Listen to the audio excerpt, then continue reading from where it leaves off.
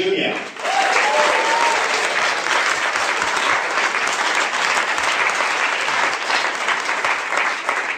Next up, the boss, the one that keeps them in order, the director, Mr. Guy Ritchie.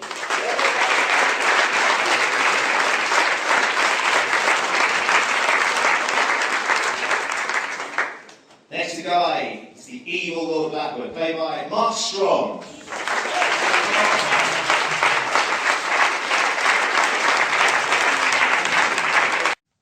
An audience that we hope will rediscover or discover Sherlock Holmes for the first time. I love the 7% solution. It was never a high enough percentage for me. Kind of a weak, tepid solution, if you ask me. But well, this is a PG-13 movie, and even if it wasn't, the idea is, if you go back to the source material, he's never described as being some, strung-out weirdo. And also, back in Victorian times, it was absolutely legal, acceptable. You could go down to your corner pharmacist and grab all that stuff. So we thought it would be irresponsible to not make reference to it. And so, again, I think a lot of the flaming hoops we had to jump through doing Sherlock were, how do you take what comes from the source material, how do you amend it so that it's accessible, and how do you not whitewash it, but how do you still be respectful to that? And I mean, as far as if there's anything that we've added this time around, is that it's essentially, as much as it's about this very far-reaching case, and Holmes and Watson save life on Earth as we know it, it's also basically a fight over, well, isn't it, Kelly? It's a fight over Mary Morstan. As there should be a fight over.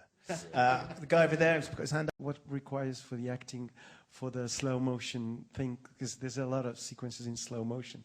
So I was wondering if that... is there any techniques involved? Any what sort of techniques technique?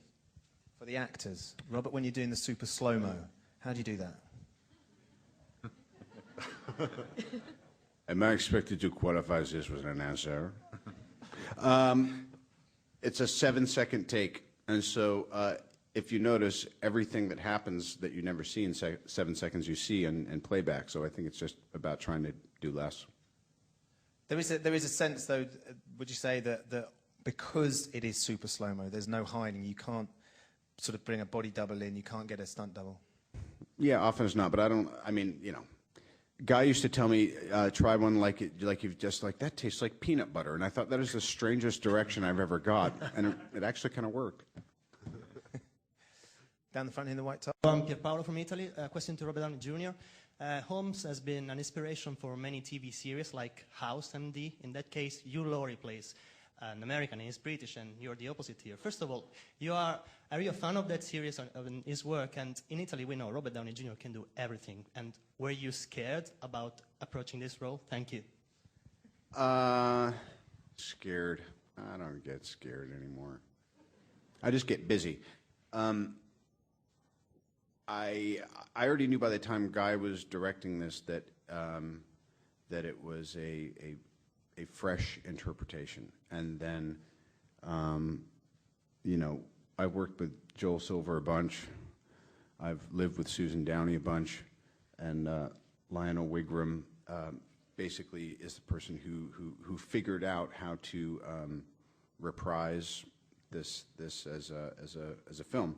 So I knew I was in good hands. And then just a matter of just getting down to business, Fortunately, I'd spent some time here in the late 80s playing Chaplin, and I had a great tutelage in all things British from Lord Attenborough, so I felt like I kind of, passed go, and but definitely felt the onus of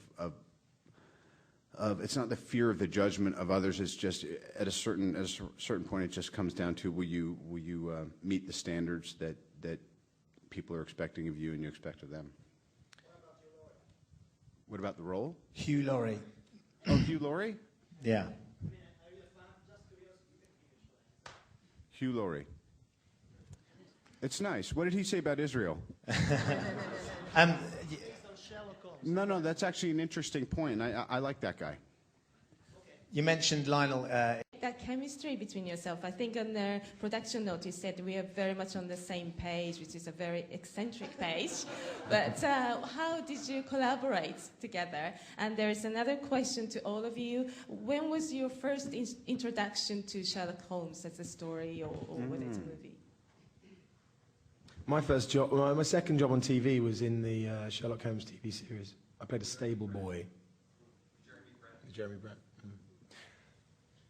We started work the minute we met, didn't we? Yeah, we didn't. Well, we were trying to get him to do the movie, and you're a pretty savvy guy, so it's not like, you know, it's all just talk.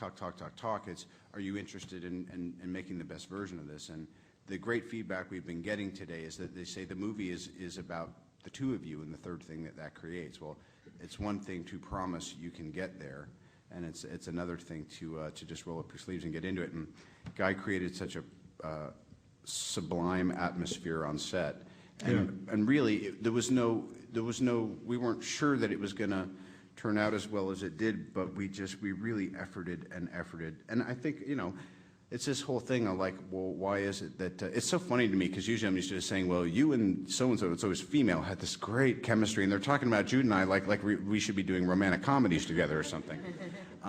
But this film is not a comedy, and it's a love affair of sorts, but it's about what it's about. But I think that, you know, Holmes and Watson are aspects of all of us, and I think that we knew when to yin and yang back and forth, and we were just a good team, you know. The third person in the relationship between these two is Mary.